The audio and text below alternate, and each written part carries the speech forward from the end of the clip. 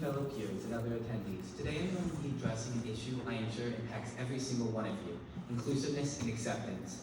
I, like many of you, have noticed numerous instances within our school regarding exclusion and acceptance, most of which arise from stuff like prejudice, jealousy, and resentment.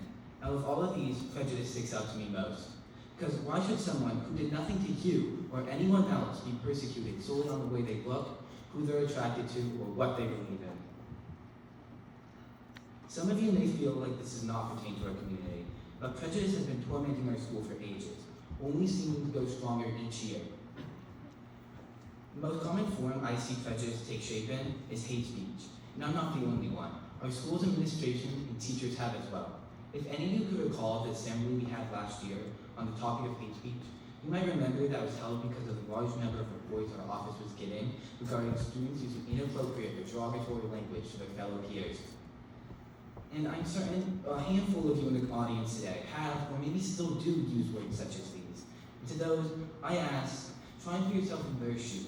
Try and understand how it would feel to be called names just because you were different. I imagine you feel hurt, unwelcome, scared, maybe a combination of these. Now, prejudice can also affect the person using it deeply, such as their ability to include and accept others. However, this is not the only factor. Like I previously mentioned, resentment can play a significant role and could even lead to bullying. It typically happens once a person finds something they do not like about another and begin repeatedly picking on them, or otherwise known as bullying. Although this is true, we can all testify against it being the only reason. Whether you have participated in it, been a victim, or just observed it, we can all say that a large number of bullying comes unprompted. However, whether bullying comes unprompted or out of resentment, there's nearly one thing all these instances have in common: the noticeable change in the person being affected. The National Child Traumatic Stress Network provides a list of effects of bullying, some of which include stress, anxiety, depression, loneliness, and isolation. When I was conducting my interviews, I did one with our school guidance counselor, Mrs. Brand. She mentioned how there are a large number of unreported accounts of bullying. She believes this is because the victims are too afraid to report, as they feel it would only draw attention to themselves, in turn causing their bullying to get worse. The issue with this is it makes it impossible to know that everyone, at least in some way, is not getting bullied. It might even be possible that every single student in our school is getting bullied. Do you think that we've turned a place of learning and socializing into an environment full of fear, exclusion, and disapproval? And to adapt to these environments that we have manifested through acceptance and exclusion, our students have learned to evolve just to be able to change themselves in order to fit in with others, all in the hopes of remaining out of the way of a bully. When I presented this idea to Richard Josie from Collective Journeys, he responded by giving me this amazing quote to use to all of you: "The desire of belonging without othering." I'm going to repeat that one more time for you. The desire of belonging without othering. What I believe Richard is trying to say is that people have a desire to belong, but they don't want to change themselves. And by going off this idea, I think the issue of people changing themselves to fit in comes from the desire of belonging overwhelms the desire of remaining true to themselves, in turn making someone change themselves just to fit in with others. I myself can even admit to following notions of this philosophy. When I first learned about my hearing impairment, I acted as if I was no different than anyone else. Although it was not difficult to keep this facade going, I felt like I was lying to myself, a feeling that felt alien.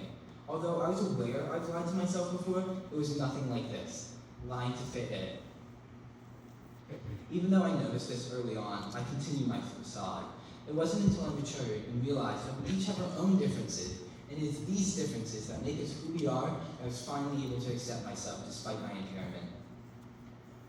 Finally, to those who are still inclined to scoff this off, doing as nothing more than an insolent issue that barely or maybe doesn't even affect anyone, I'd like to share with you what this looks like on a global level. I'll start off with a conflict I'm confident most of you have heard of: the Israeli-Hamas war, or more commonly known as the Israeli-Palestinian conflict. Yes, there is a conflict between the two nations, but there also lies a conflict within the people of the nations, who possess a great deal of hostility and animosity towards one another. This is because people from both sides can all but pass the fact that they come from different ethnic backgrounds and share separate religious beliefs. This only adds to the raging wildfire between the two nations' conflicts. But if these people from these nations would look past their differences and work together, it could be the first step forward in setting out this wildfire. Another example can be seen within the country of Myanmar, which is currently facing a brutal civil war that's been raging on for 70 long years. This is most commonly referred to as the Burma Civil War. It started when a military coup from a Karma militia targeted the government, which at the time was controlled by the Burma people. As the war has grown over time, the Burma-controlled government has made promises within recent years to expel any groups that they deem rebellious. This includes the majority Muslim ethnic group of Rohingyas, where they have been burning down their homes, forcing them to refugee camps within the neighboring country of Bangladesh. Although I believe there has to be much more effort put in by all ethnic groups to put an end to this war, I still believe it is possible for them to look past their differences and even maybe work together. My last example started in 2014, when the Chinese government began targeting an ethnic group in Shangjin, China, called the Uyghurs. The government did this on the grounds of protecting sovereignty and territorial integrity, fearing that radical ideas would rise up demanding independence. All that the Chinese government has done over these past few years have been under the auspices of the United States-initiated war on terror. This includes where they have been setting up precautions to prevent the genesis of extremist ideas of separatism. This may include, but it is not limited to, forcing Uyghur people into re-education camps and enforcing involuntary sterilization, or preventing Uyghur women from conceiving children. This contradicts the UN Treaty on the Prevention of Genocide, which is the widely accepted definition of genocide and states that the act of genocide includes, quote, imposing measures intended to prevent birth within a group, end quote. This is not the only instance, however, of pressure applied by the Chinese government. There's 55 other recognized ethnic groups within China, each one marginalized and experiencing their own unique pressure, but yet each one is pursued by the Chinese government. Unlike these last two examples, I believe there's little the Uyghur people can do in order to resolve the issues themselves without making their situation worse. Instead, this may fall on the shoulders of external groups and organizations. Now, I don't expect any of you to go out and change these global problems, but instead, I ask you to reflect on yourself. Ask, what can you do to be more inclusive, and maybe finally put an end to this exclusion epidemic within our school.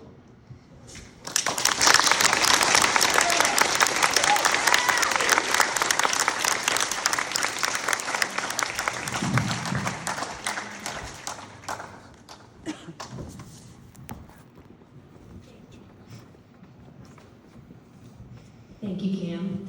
You can tell you're really passionate about the topic. I, for one, was locked in the entire time of your tonation. I might have bought a car from you in that moment. I don't know, you just were so passionate. I was listening to everything that you said.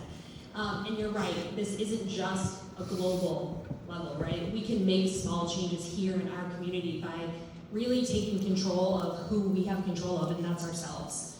And looking inward and saying, am I being kind to everyone? There's no reason to be unkind to anyone. So I really appreciated that, and your tone was wonderful. You really emphasized the really important parts, and made me believe every single word of it. So great job. I echo all of that too. Yeah, you're a phenomenal speaker. Your eye contact was really, really amazing. So when you're trying to get a point across to somebody, if you're not looking at them, it might not land, but that was excellent. I think you might have looked at everybody sitting in the audience. And I liked how you brought history and then current events, and then brought it, back down to the school environment. I thought that was very clever. One thing that you said was awesome. When we accept ourselves and when we accept who we are, the bullying goes away, because a lot of times when people are bullying, it's that sense of insecurity that they have, and when you just accept yourself, it just kind of melts away. And so that was a great message, and it's encouraging to know that there are leaders like every speaker today that got up and spoke. I just feel so much better, when I drive away from here, knowing that there's so many amazing kids and voices, and I think we're going to be all right.